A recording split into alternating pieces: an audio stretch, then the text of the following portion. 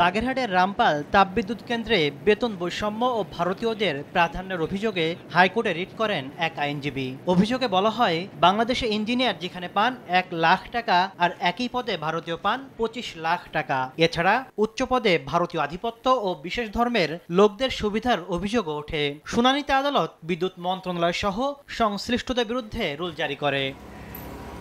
এর পরপরই গত জুনে দুদকের বাগেরহাট অফিস অভিযানে গিয়ে অভিযোগের প্রাথমিক সত্যতা পায়। দেখা যায়, নিজস্ব নীতিমালা থাকলেও ভারতীয় কর্মকর্তারা বাড়তি সুবিধা পাচ্ছেন।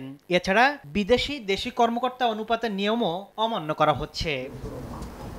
এসব ঘটনায় চুক্তি থেকে শুরু করে টেন্ডার প্রক্রিয়ার নানাবিধ অনিয়মের অভিযোগ অনুসন্ধান শুরু করেছে দুদক। বাগেরহাট রামপাল তাপবিদ্যুৎ কেন্দ্রে আউটসোর্সিং কর্মচারী নিয়োগের মধ্যেই এই সমস্ত বিষয়গুলো রয়েছে।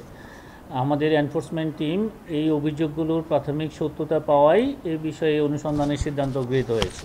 এদিকে ৮০ কোটি টাকার অবৈধ সম্পদ অর্জনের অভিযোগে জেমকন গ্রুপের প্রধান নির্বাহী কাজী আনিস আহমেদ ও ৩২ কোটি টাকার অবৈধ সম্পদ অর্জনের অভিযোগে পরিচালক কাজী ইনাম আহমেদের বিরুদ্ধে মামলা করেছে দুদক। তাদের বিরুদ্ধে ১৫০ কোটি টাকার সন্দেহজনক লেনদেনের অভিযোগও আছে বলে জানিয়েছে সংস্থাটি।